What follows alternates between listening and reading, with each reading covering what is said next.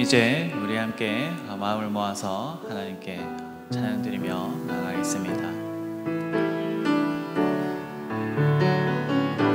우리 모일 때 주 성령이 임하리. 우리 모일 때 주 이름 높이리. 우리 마음 모아 주를 경배할 때 주님 축복하시리.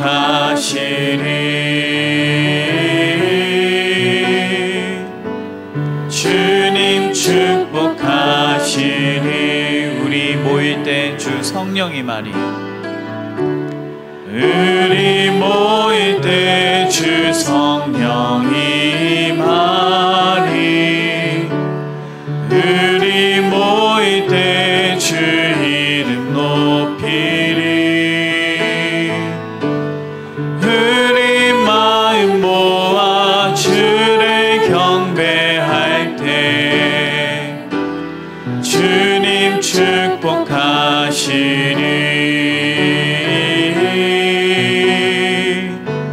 주님 축복하시. 우리 한 번 더.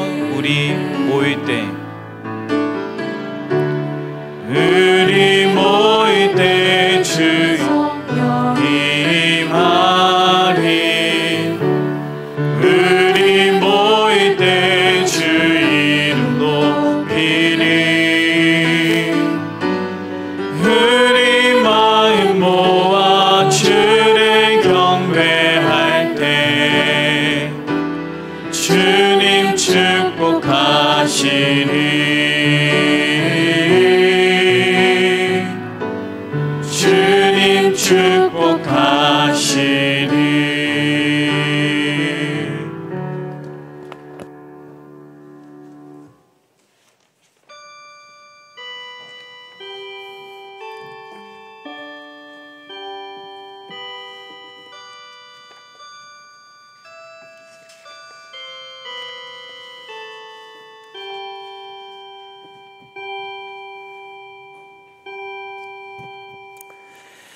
하나님 아버지, 지난 2년여 동안 코로나라는 길고 긴 터널을 믿음으로 통과하게 하시고 오늘도 변함없이 여기 이 예배의 자리에 있게 하심을 진심으로 감사드립니다.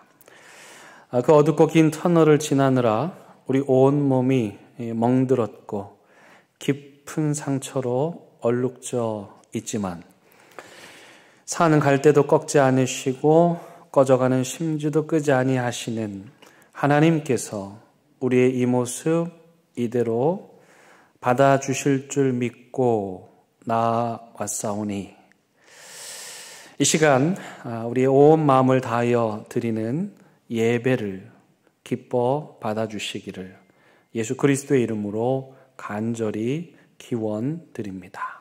아멘.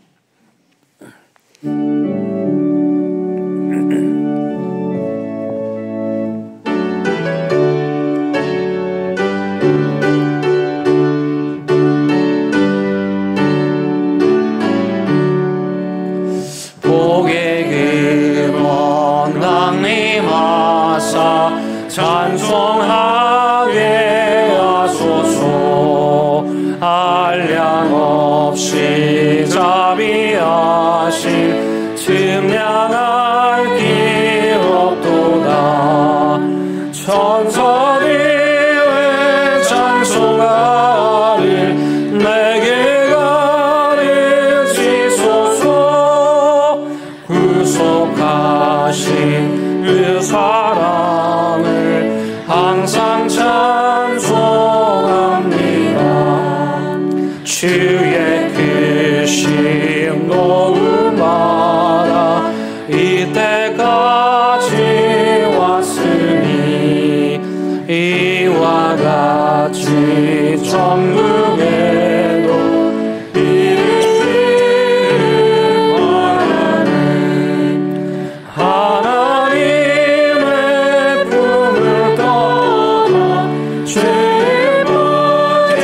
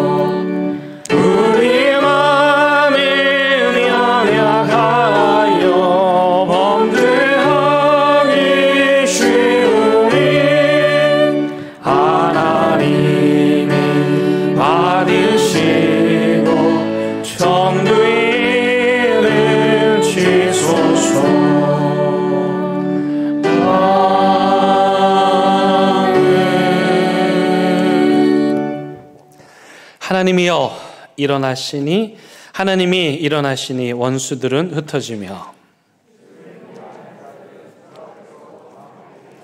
연기가 불려가듯이 그들을 몰아내소서.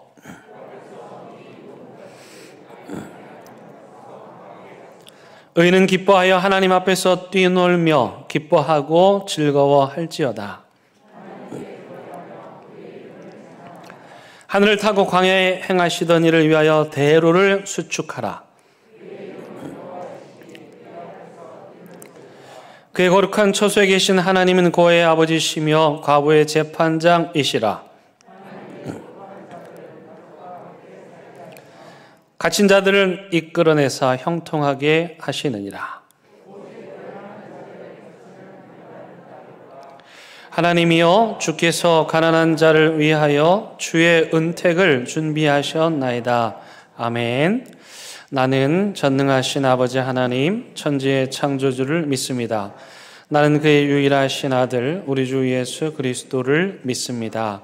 그는 성령으로 잉태되어 동정녀 마리아에게서 나시고 본디오 빌라도에게 고난을 받아 십자가에 못 박혀 죽으시고 장사된 지 사흘 만에 죽은 자 가운데서 다시 살아나셨으며 하늘에 오르시어 전능하신 아버지 하나님 우편에 앉아 계시다가 거기로부터 살아있는 자와 죽은 자를 심판하러 오십니다. 나는 성령을 믿으며 거룩한 공교회와 성도의 교제와 죄를 용서받는 것과 몸의 부활과 영생을 믿습니다. 아멘. 이 시간에 자리에 앉으셔서 하나님과 여러분만이 아는 은밀한 죄를 침묵 가운데 회개하며 참회하는 시간 갖도록 하겠습니다.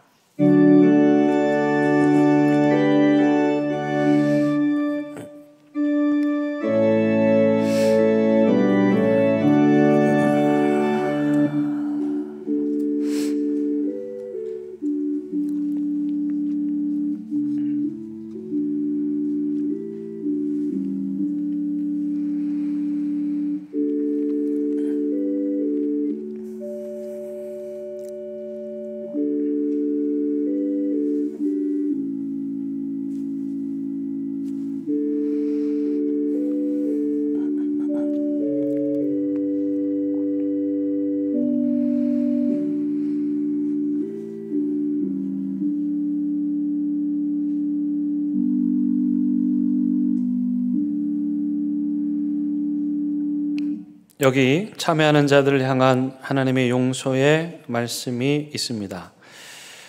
우리가 아직 죄인 되었을 때에 그리스도께서 우리를 위하여 죽으심으로 하나님께서 우리에 대한 자기의 사랑을 확증하셨느니라.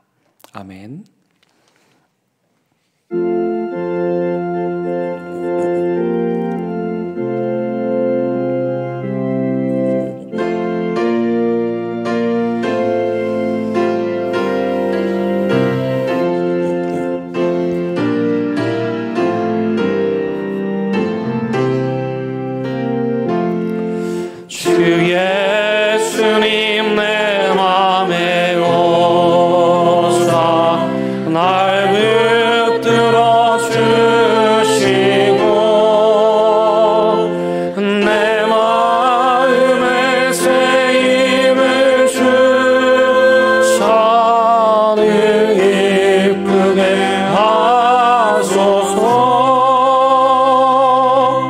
사랑의 주 사랑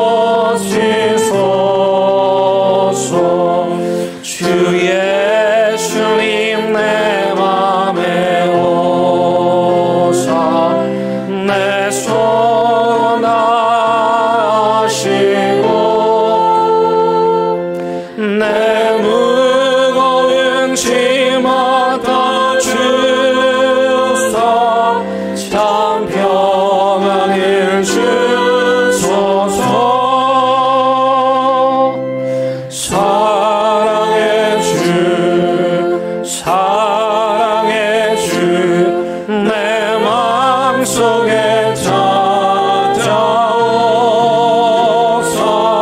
내 모든 죄 사하시고 내 상한 맘 고치소서. 주 예수님 내 맘에 오사 날 정결케 하시고 은혜를 내 맘에 채워 늘 충만케 하소서. 사랑의 주 사랑의 주 내 마음속에 찾아오사 내 모든 죄 사하시고 내 상한 맘 고치소서. 주 예수님 내 맘에 오사 내 길 인도하시고 주 성령을 내 맘에 채워 늘 충만케 하소서. 사랑의 주 사랑의 주 내 마음속에 찾아오사 내 모든 죄 사하시고 내 상한 맘 고치소서. 아멘.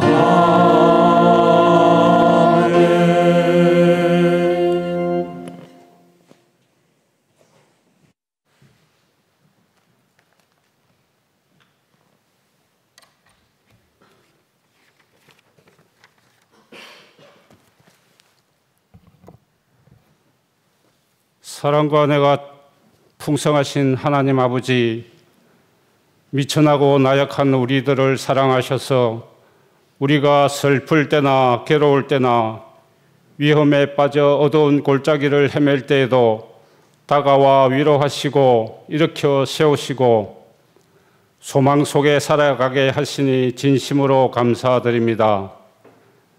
지난 한 주간에도 하나님의 크신 사랑을 받으면서도 감사하지 못하고 아버지의 말씀에 전적으로 순종하지 못하는 믿음 없음을 고백합니다. 우리의 허물을 용서하여 주옵소서.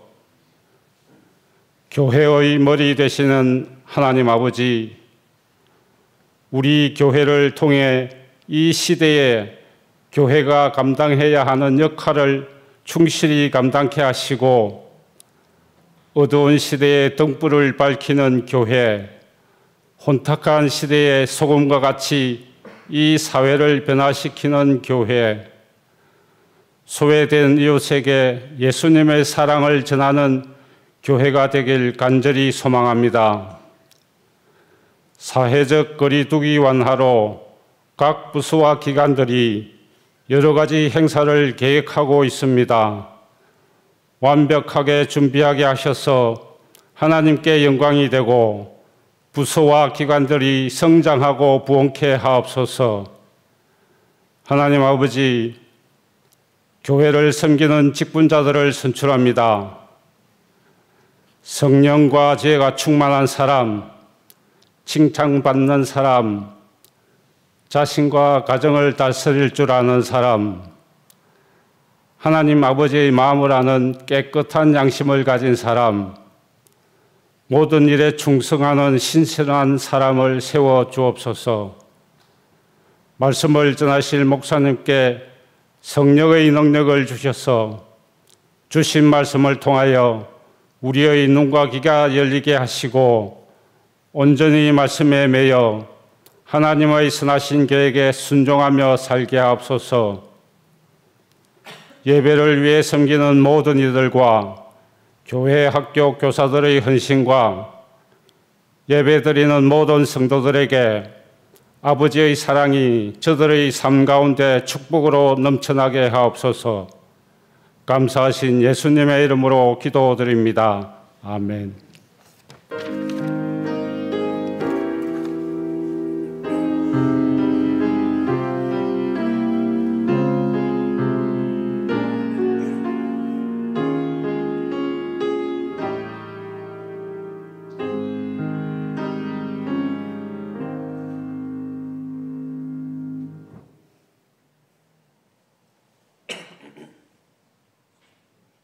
오늘 우리에게 주시는 하나님의 말씀은 디모데전서 3장 14절에서 16절의 말씀입니다. 이제 하나님의 말씀을 봉독하겠습니다. 하나님의 말씀을 경청하시기 바랍니다. 내가 속히 내게 가기를 바라나 이것을 내게 쓰는 것은 만일 내가 지체하면 너로 하여금 하나님의 집에서 어떻게 행하여야 할지를 알게 하려 함이니 이 집은 살아계신 하나님의 교회요 진리의 기둥과 터니라. 그도다 경건의 비밀이여 그렇지 않다 하는 이 없도다. 그는 육신으로 나타난 바 되시고 영으로 의롭다 하심을 받으시고 천사들에게 보이시고 만국에서 전파되시고 세상에서 믿음 바 되시고 영광 가운데서 올려지셨느니라. 아멘. 이것은 하나님의 말씀입니다.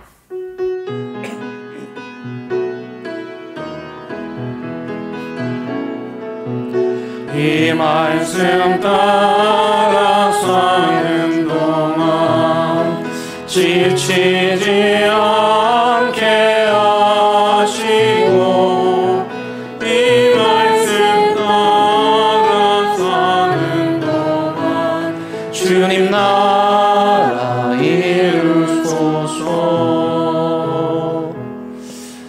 에클레시아 무슨 뜻인지 아시죠? 교회라는 의미입니다. 물론 이 단어는 그 당시 2000년 전 로마 사회에서 명예로운 시민들의 모임이라는 세상에서 사용되던 용어였습니다.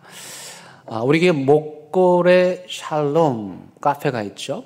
목고래 동네 이름이고 카페 세상에서 통용되는 이름인데 그 목고래 샬롬 카페라는 이름을 우리 교회가 빌려와 우리 교회 안에서 기독교적 용어로 승화시켜 사용한 것처럼 초대교회 지도자들은 에클레시아라고 하는 명예 시민들의 모임이라는 그 단어를 가지고 와서 예수 그리스도를 믿는 사람들의 모임이라는 의미로 사용하였습니다. 물론 바울이 이 말을 처음 사용했다고 단정할 수는 없지만 적어도 이 에클레시아라는 단어는 바울의 색채가 짙은 용어이며 바울에 의해서 기독교의 교회라는 의미로 자리 잡았다는 것만큼은 부인할 수 없습니다.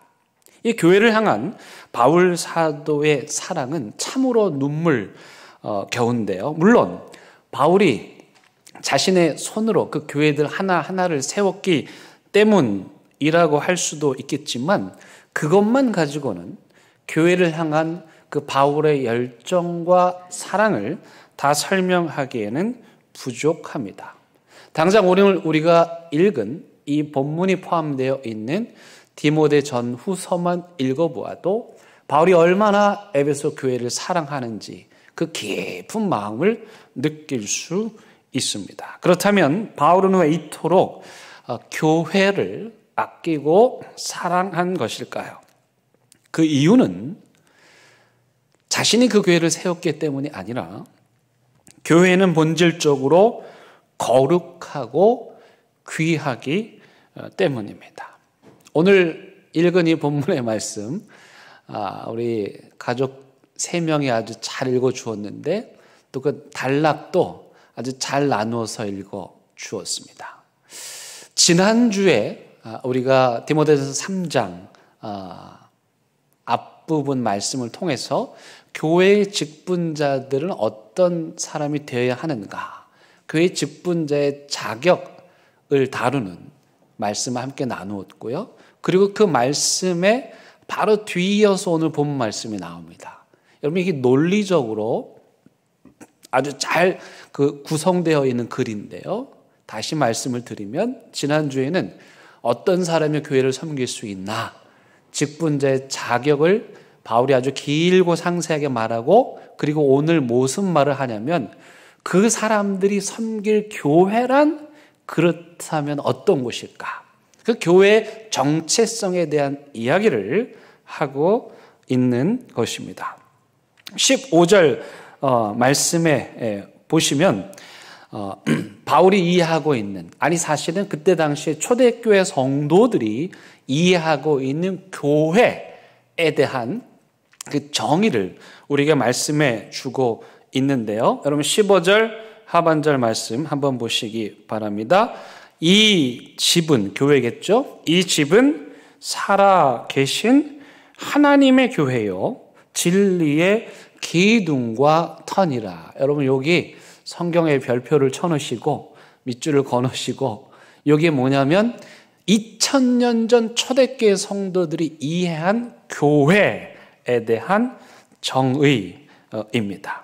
이 정의에 따르면 첫 번째, 교회는 하나님의 교회라고 말하고 있습니다. 이 하나님의 교회라는 말은 구약의 성전을 떠올리게 만듭니다.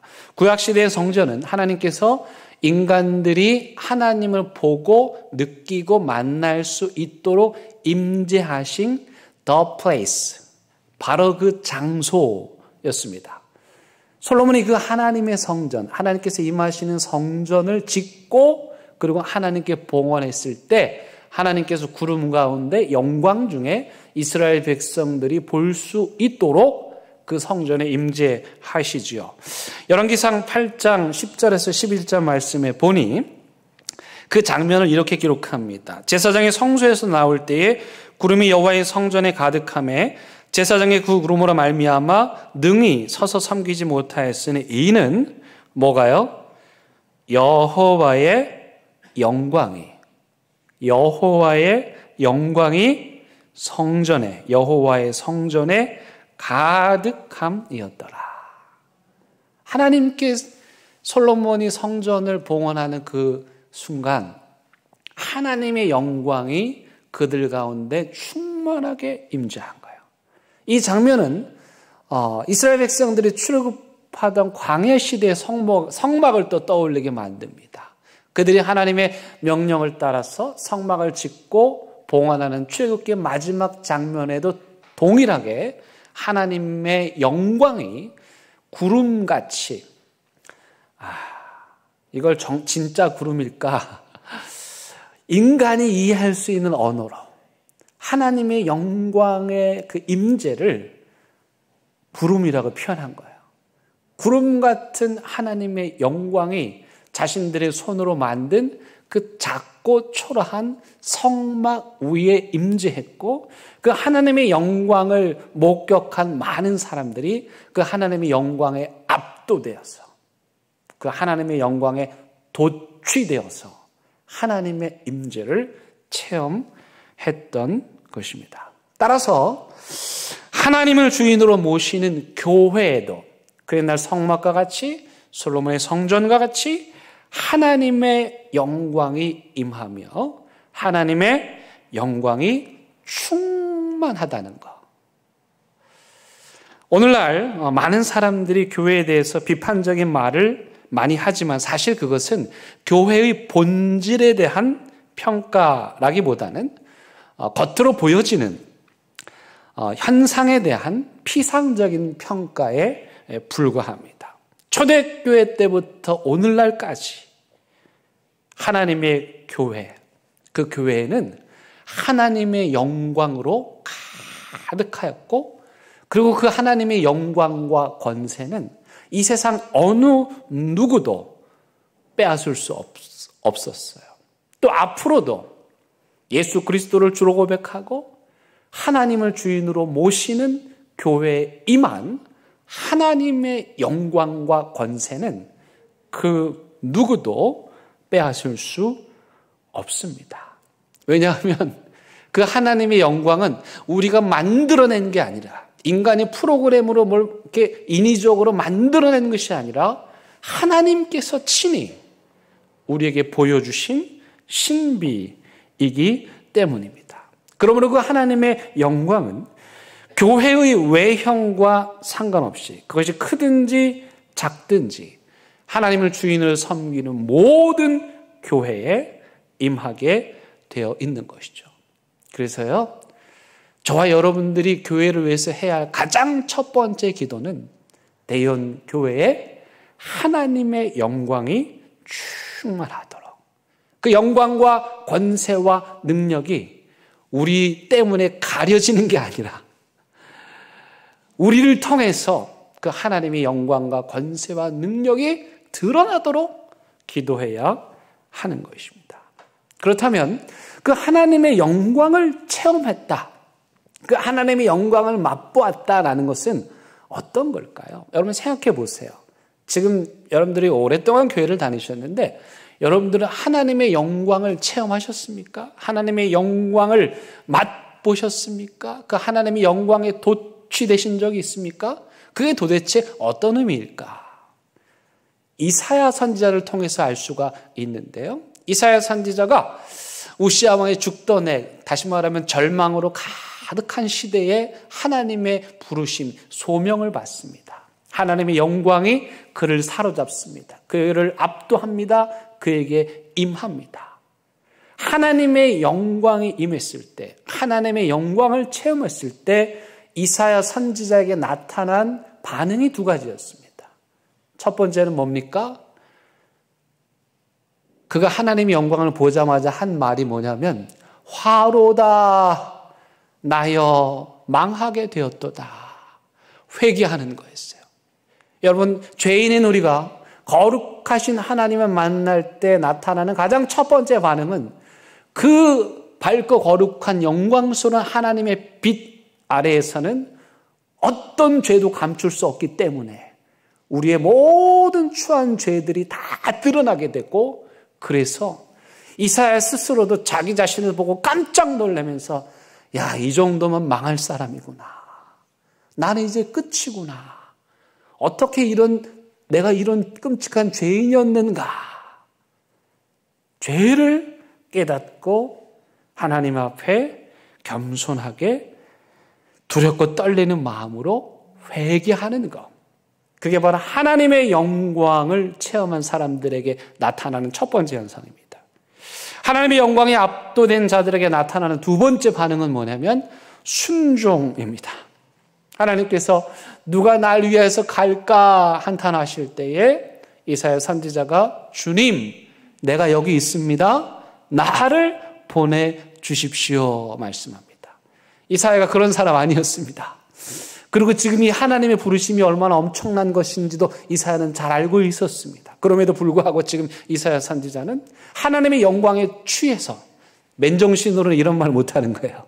누가 날 위해서 갈고 할 때 이사야 선지자가, 주님, 제가 여기 있습니다, 제가 가겠습니다. 하나님의 영광을 체험한 자들에게 나타나는 두 번째 현상은 그 하나님의 영광에 압도되어 노라고 말하지 못하는, 그래서 순종하게 되는 거예요. 그렇다면 누가 이런 영광을, 이 하나님의 권세를 체험할 수 있을까? 이사야 선지자가 말하기를, 이사야 40장 5절 말씀에 따르면 모든 육체가 하나님의 영광을 볼 것이라고 말씀합니다. 그러니까 어떤 특정한 사람만, 어떤 직분을 가진 사람만 하나님의 영광을 보는 것이 아니고, 모든 육체가, 이 땅에 살아있는 모든 자들이 하나님의 영광을 사모할 때, 하나님의 영광스러운 일에 참여할 때 하나님의 영광을 체험하게 되는 것입니다. 다시 말하면 거룩하신 하나님의 사역, 거룩하신 하나님의 일에 동참할 때, 그때 하나님의 영광을 체험하게 되는 거예요. 거룩하신 하나님의 영광에 임한 교회가 행하는 하나님 나라의 사역들, 교회가 하는 모든 그 하나하나의 사역들에 참여할 때 그런 자들에게 하나님의 영광과 권세가 임하게 되어 있는 것입니다. 바울 사도가 에클레시아를, 교회를 그토록 아끼고 사랑했던 두 번째 이유는 교회는 살아계신 하나님의 집이기 때문입니다. 여기 살아계신이라는 말을 강조하고 있습니다. 이 말의 의미를 알려면 지금 이 편지의 수신자인 디모데가 목회하고 있던 에베소 지역을 이해해야 됩니다.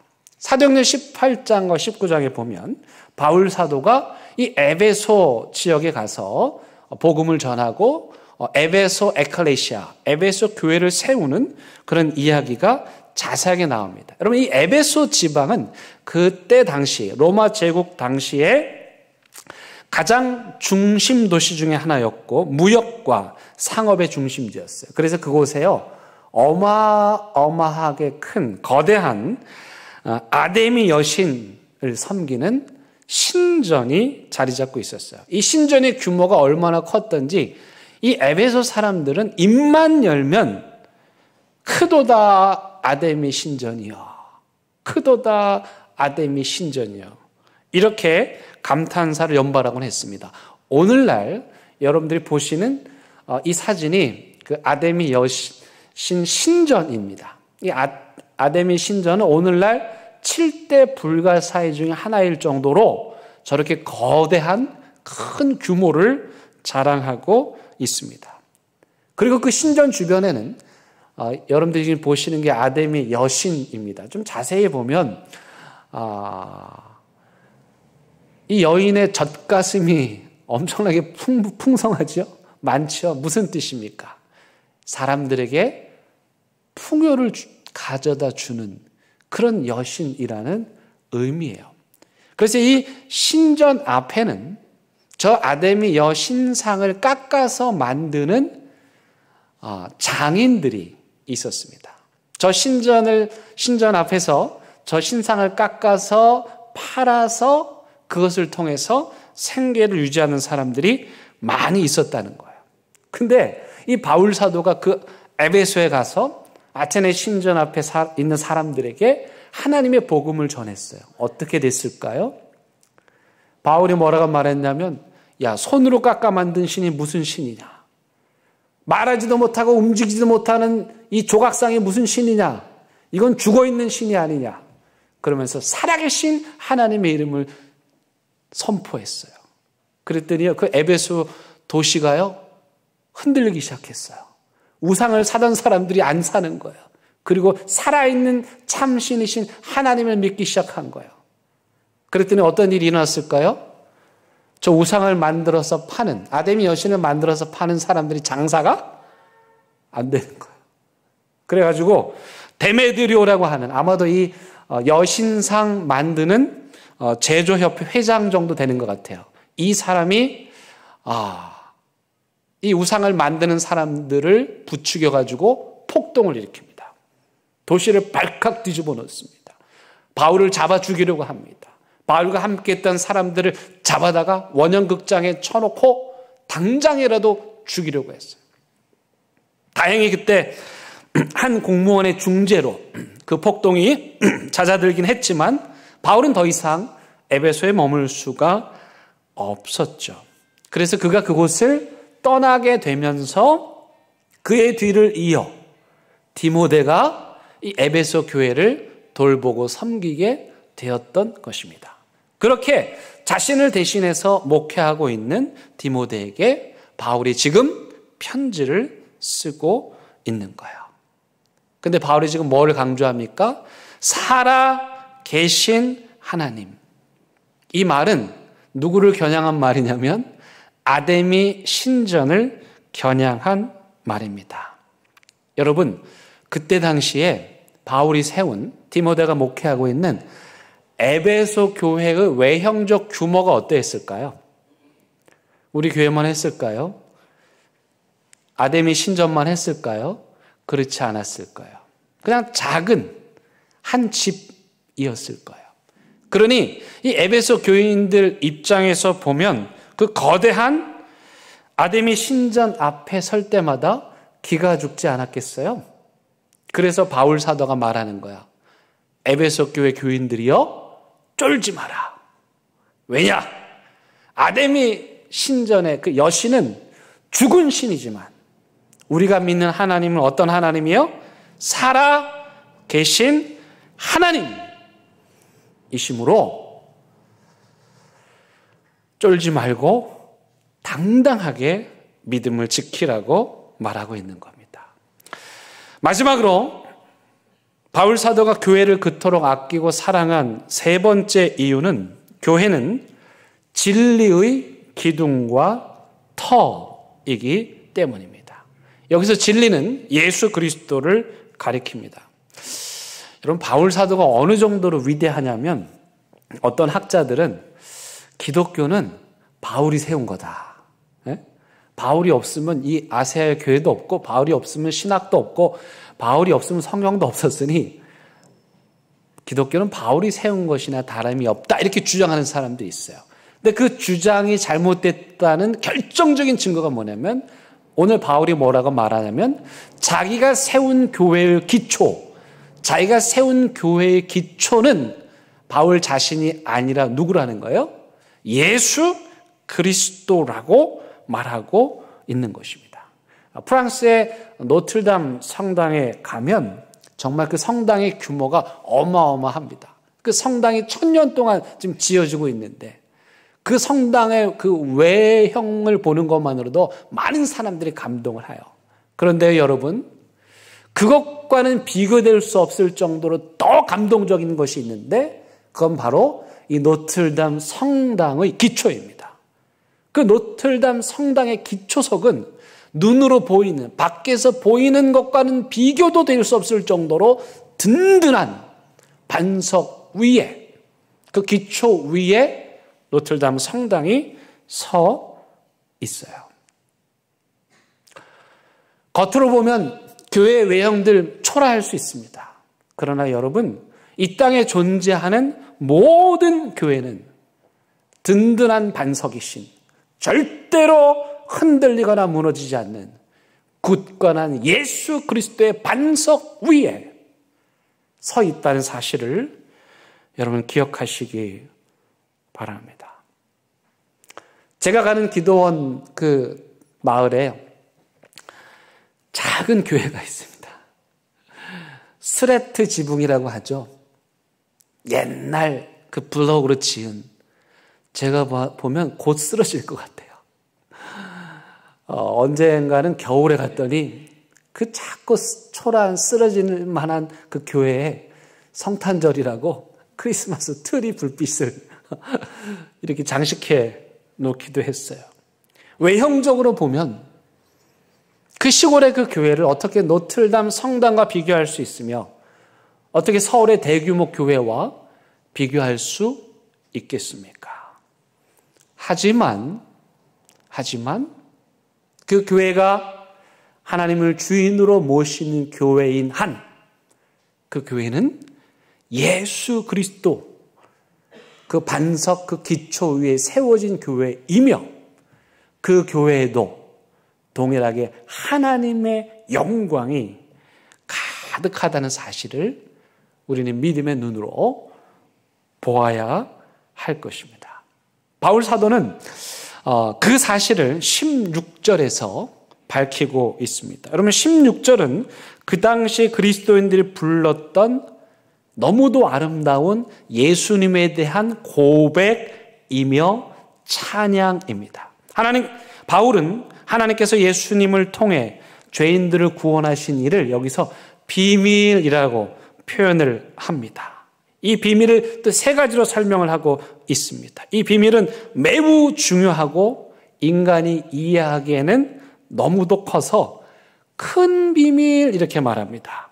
또 경건의 비밀이라고 말하죠. 경건이라는 말은 하나님과 같은, 하나님처럼이라는 뜻입니다. 그러므로 이 비밀은 하나님으로부터 오는 비밀이라는 것입니다.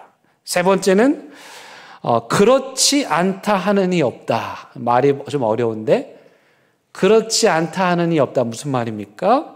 누구도 부인하지 않는다. 인정할 수밖에 없다. 그리고 누구나 다 알 수 있다. 그러므로 예수 그리스도를 통해서 하나님께서 우리에게 주신 진리, 그 비밀은 사실은 비밀 아닌 비밀, 누구나 다 알 수 있는 비밀이라는 것입니다. 바울 사도는 이 비밀을 6개의 행으로 된 찬송과 가사로 우리에게 표현합니다. 그러니 지금 우리가 읽는 이 말씀은 초대교회 성도들이 노래로 찬양으로 불렀다는 것을 감안하시고 그 가사를 한번 들어보시기 바랍니다. 그는 예수님이죠. 육신으로 나타나신 바 되시고 예수님의 성육신, 인성을 말합니다. 영으로는 의롭다 하심을 받으시고 예수 그리스도의 신성을 의미하죠. 세 번째, 천사들에게 보이시고 예수님의 부활의 영광과 승리, 부활하신 예수님을 가장 먼저 배웠던 천사들, 그리고 만국에서 전파되시고 사도들이 예수 그리스도의 부활을 온 나라에 전파하였고 그래서 그 복음이 예수님이 살아나셨습니다 라는 복음이 오늘 우리에게까지 전해져 내려왔고, 다섯 번째, 세상에서 믿은 바 되시고 그렇게 많은 사람들이 믿어 오늘날까지 이르게 되었고, 마지막으로 영광 가운데 올려지셨다. 예수님의 승천을 노래하고 있는 것입니다. 예수님께서 승천하셔서 하나님 우편에 앉으셨다는 이 표현은 예수님이 하나님의 아들이시라는 수사학적 표현일 뿐만 아니라 이 표현은 예수 그리스도를 믿는 모든 자들은 하나님의 자녀라는 의미이고, 그래서 하나님의 자녀들로서 마땅히 하나님의 교회에 임한 영광과 권세와 능력을 누릴 수 있는 것임을 말하고 있습니다. 이 찬양에는 초대교회 성도들의 믿음의 고백이 담겨 있죠. 하나님께서 예수님을 이 땅에 비밀 병기로 보내셨고 그 구원의 비밀 병기를 통해서 우리를 구원하셨고 십자가 부활이라는 그 신비를 통해 절망 중에 있는 우리 인간들을 구원하셨습니다. 그러므로 예수 그리스도를 반석으로 하는 교회는 절대로 흔들리지 않을 것이라는 뜻입니다. 바울 사도는 예수 그리스도를 교회의 몸이라고 표현하고 있는데요. 이 말은 예수님께서 하늘로 올라가시면서 예수님의 몸인 교회를 우리에게 선물로 주고 가셨다는 것입니다. 따라서 교인이 된다는 것, 우리가 예수님을 믿고 교인이 되었다는 건 무슨 뜻이냐면 우리가 예수님의 몸의 일부가 되었다는 뜻이고, 예수님의 몸의 일부가 되어서 예수님께서 하셨던 그 일들을 하는 것, 그게 교인 되었다는 뜻입니다. 다시 말씀드리면 직분을 받지 않든 상관없이 거룩하신 하나님의 교회, 예수 그리스도를 기초로 하는 이 하나님의 교회의 일원이 되었다는 건 예수님의 몸의 일부가 되었다는 뜻이고, 그것은 곧 예수님께서 하셨던 그 거룩한 하나님 나라의 일을 우리가 계속해서 이어서 해야 한다는 뜻입니다. 안타깝게도 예수님을 믿고 교회를 다니는 분들 중에도 하나님의 교회에 임한 이 영광과 능력을 체험하지 못해서 교회를 함부로 여기거나 가볍게 여기는 분들이 계십니다. 오늘 바울 사도는 우리로 하여금 그런 자들에게 짓밟히고 상처받고 또 비난받아 비틀거리는 그런 교회에도 예외 없이 영광 중에 임재하시는 하나님이 계신다는 사실을 말씀하고 있습니다. 그 하나님의 권세와 영광을 본 자들은 그러므로 하나님의 교회를 결코 함부로 대할 수 없는 것이죠. 왜냐하면 그것은 하나님의 영광을 모독하는 것이기 때문이고, 그것은 절대로 흔들리지 않을 예수 그리스도의 반석 위에 세워진 교회를 흔드는 어리석은 일이기 때문입니다. 몇 해 전 하늘나라로 가신 우리 이순희 집사님, 당뇨로 시력을 잃으셔서 앞을 보지 못하는 분이셨습니다. 그런데 이분은 우리 교회 모든 예배, 새벽 예배, 수요 예배, 금요기도회, 주일 예배 한 번도 빠짐이 없이 혼자 나오셨습니다. 시력을 잃으시기 전 자신이 기억하고 있는 그 방향 감각으로 더듬거리며 교회에 찾아오셨습니다. 교회 본당 문을 손으로 잡고 자신이 세워두었던 걸음걸이 수만큼 걸어서 여기 늘 앉으시던 자리에 앉으셨습니다. 한 번은 이분이 그렇게 교회를 오시다가 그만 길을 잃으셨어요. 하루 온종일 집에서 이 집사님을 찾았는데 못 찾은 거예요. 다행히 어느 경찰분의 도움을 통해서 이 집사님 찾아 다시 집으로 돌아오실 수 있었습니다. 무엇 때문이었을까요? 하나님의 영광이 그분의 발걸음을 교회로 인도한 것입니다. 또 몇 해 전 지진이 났을 때도 있어요. 그때 어떤 장로님은 저보다 가장 먼저 교회에 달려오셨어요. 하나님의 영광에 이끌려서 그러신 거죠.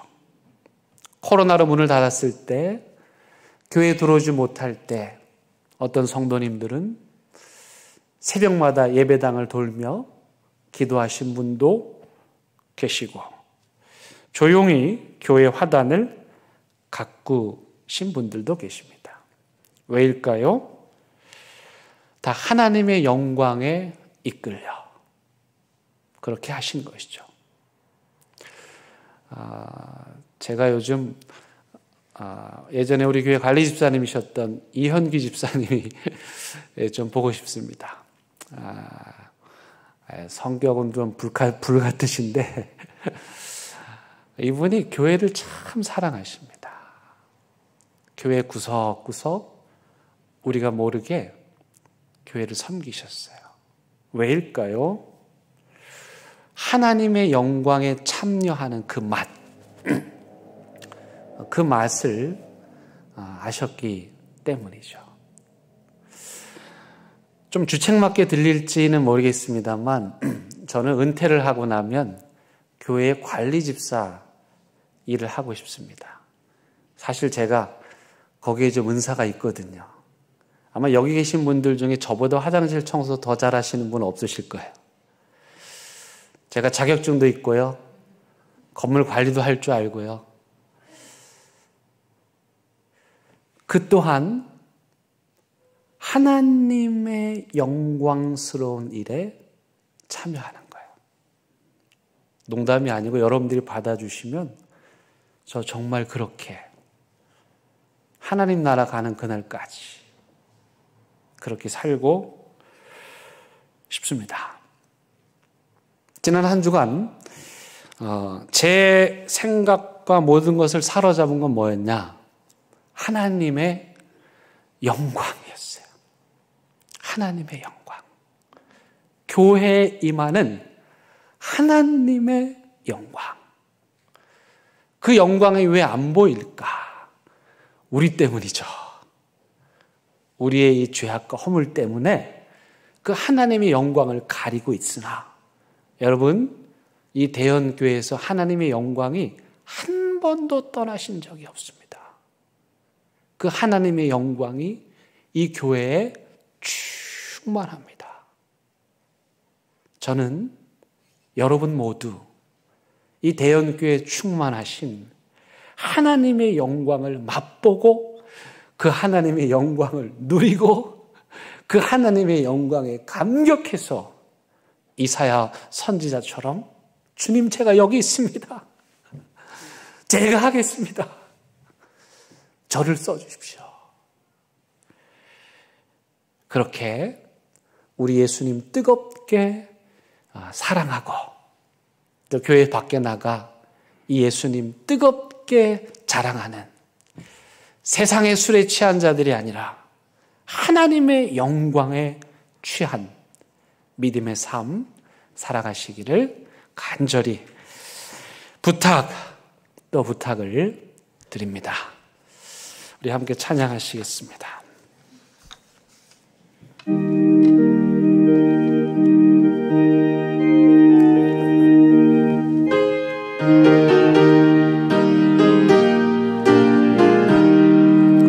영광을 받으실 만유의 주여 우리가 명령을 따르리다 베푸신 은혜를 감사히 알고 진실한 마음으로 섬기겠네 구주의 은혜 주시는 대로 영원히 받들어 섬기겠네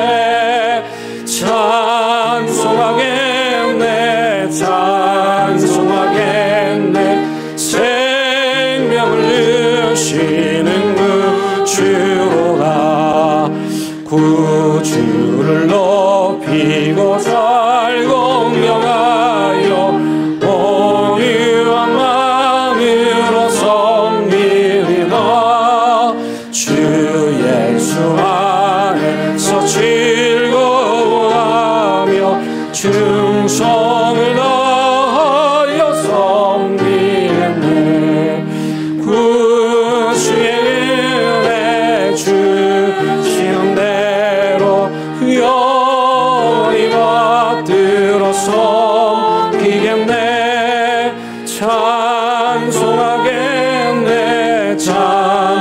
찬송하겠네 생명을 주시는 구주로다 예수를 믿고 선을 사랑하여 참 기쁜 마음으로 섬기리라 온 마음을 드리고 늘 순종하며 구주를 영원히 섬기겠네 구주의 은혜 주시는 대로 영원히 받들어 섬기겠네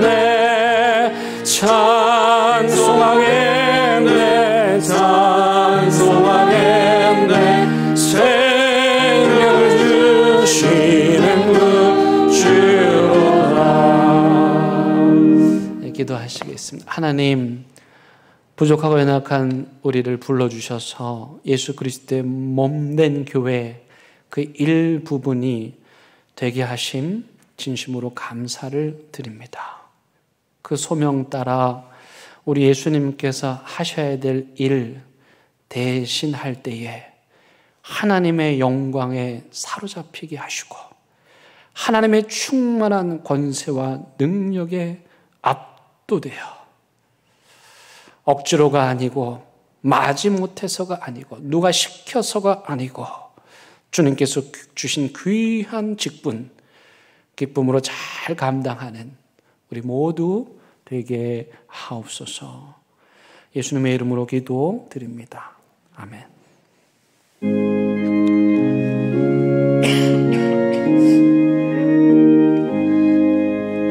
진리와 생명 되신 주 이 몸을 바치옵니다.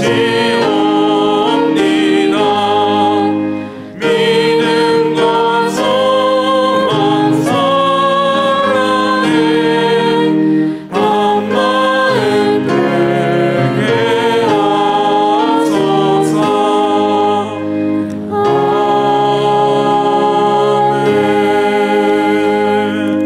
시간 우리의 마음을 담아 하나님께 귀한 예물 올려드립니다. 어떻게 사용하실지 우리 알 수 없지만 또 기대합니다.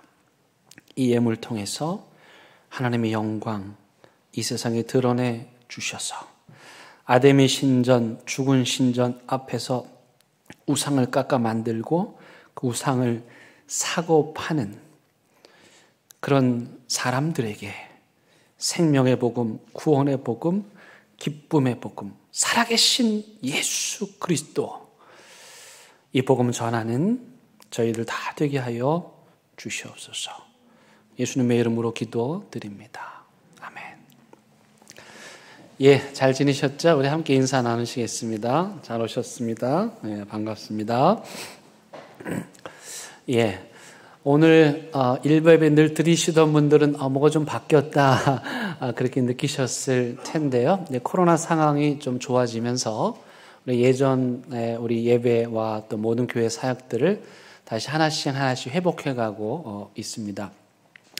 부탁드릴 것은 우리가 한꺼번에 빨리 하지도 않을 것이고 그리고 또 예전 그대로 돌아가지도 않을 것이고 이 코로나라는 길고 긴 터널을 지난 우리가 해야 될 일은 예전에 우리가 하던 그 자리로 돌아가는 게 아니라 2000년 전 교회의 본질로 돌아가는 것입니다. 그래서 우리 교회가 이 코로나의 그 교훈을 기억하고 다시 새로워지는 그런 준비를 하고 또 그렇게 변화되어 가려고 합니다. 혹 조급하신 분들은 우리 교회 왜 이렇게 뭐 안 하냐 좀 안심하시고 기다려 주시고 혹 너무 빠르다고 생각되시는 분들도 한 번 더 교회를 둘러보시고 생각해 주시기 바랍니다. 어쨌든 이제 조금씩 우리 일상에 회복하는 것과 발을 맞추어 우리 교회의 모든 사역들, 본질들 다시 회복해 가려고 하는데 여러분들도 함께 마음 모아주시고 기도해 주시기를 바랍니다. 우리 기쁨의 50일 부활절 보내고 있는데요. 기쁜 소식 3가지 나눕니다. 여러분들께서 모아주신 사랑의 빵 이번에 너무 많이 모여주셔서 참 감사합니다. 248만 5,350원. 제가 왜 50원까지 얘기하냐면 10원짜리 하나도 귀합니다. 저 귀한 돈 그대로 우크라이나 어린아이들, 전쟁으로 고통받는 어린아이들 위해서 잘 사용할 수 있도록 전달하겠습니다. 기도해 주신 여러분들께 감사드리고 참여해 주신 여러분들께 감사드리고 앞으로 계속해서 이 전쟁으로 고통당하는 사람들을 위해서 기도해 주시기를 바랍니다. 다음 주가 어버이 주일입니다. 우리 교회에서는 평생 교회를 섬기고 묵묵히 헌신하신 분들의 그 명예를 기리며 명예 집사와 명예 권사 임명합니다. 명단을 보시고요. 여러분들 이분들을 위해서 기도해 주시기 바랍니다. 그리고 코로나가 이제 서서히 회복되면서 그 첫 번째 행사로 우리 교회 어르신들 모시고 나들이 하려고 합니다. 이게 공식적인 첫 번째 행사가 되겠는데요. 그동안 답답한 삶을 사셨던 우리 어르신들 위로받는 시간 될 수 있도록 기도해 주시고 각 구역의 구역장 권찰께서는 어르신들 이날 다 같이 오실 수 있도록 말씀해 주시고 미리 인원을 좀 파악해 주시면 감사하겠습니다.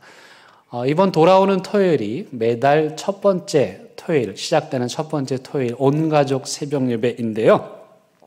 이번 새벽 예배부터 예배 후에 카페에서 다과 나눔을 하도록 하겠습니다. 지난번에 제가 설교 때 약속드린 것처럼 이번 돌아오는 토요일은 제가 여러분들에게 따끈따끈하고 고소한 와플 대접해 드리도록 하겠습니다. 새벽 기도는 싫어도 와플 때문이라도 꼭 나오시면 감사하겠습니다. 우리 구역장 권찰 공부 계속 휴강했었는데 이번 주에 개강합니다. 온라인 오프라인으로 당분간 병행하겠습니다. 꼭 참여해 주시기를 바랍니다.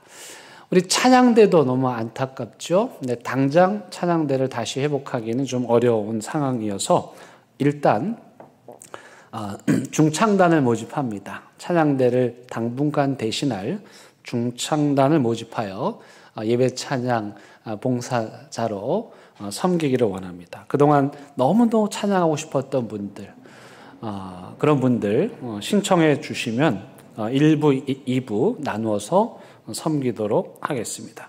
이제 곧 금요 예배 기도회도 다시 시작하려고 하는데 그 금요 예배에 봉사할 찬양 단원들도 신청해 주시면 감사하겠습니다. 오늘 2부 예배에 공동회가 있습니다. 안건은 항존직 선거입니다. 장로 6명, 안수 집사 10명, 권사 20명 세우는 아주 중요한 공동회입니다.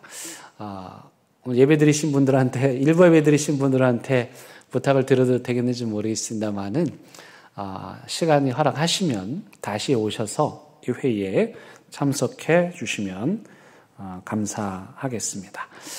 우리 성경 일독하신 우숙좌 권사님 고생하셨습니다. 수고하셨습니다. 감사합니다. 우리 박수 한번 하시기 바랍니다. 예, 그리고 내일 부산노회 여전도회 연합회 원래가 이곳에서 있습니다. 손님이 오는데요. 혹 손님 맞이에 필요한 일들 하셔야 되는 분들은 좀 준비해 주시기를 바랍니다. 그리고 교회 주차장 마당을 새롭게 포장하고 공사하려고 합니다. 이번 한 주간 동안 속히 교회 주차장을 이용하실 계획이 있으셨던 분들은 참고하시기를 바랍니다. 다음 주에는 새롭게 또 산뜻하게 꾸며진 주차장을 여러분들이 보실 수 있을 것입니다. 이제 다 함께 일어나셔서 결단의 찬양 부르시겠습니다.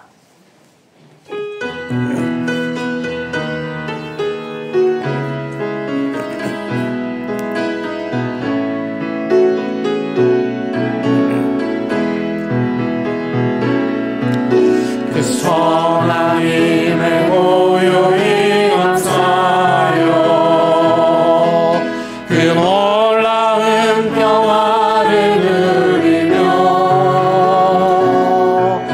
나 그대들과 함께 걸어가네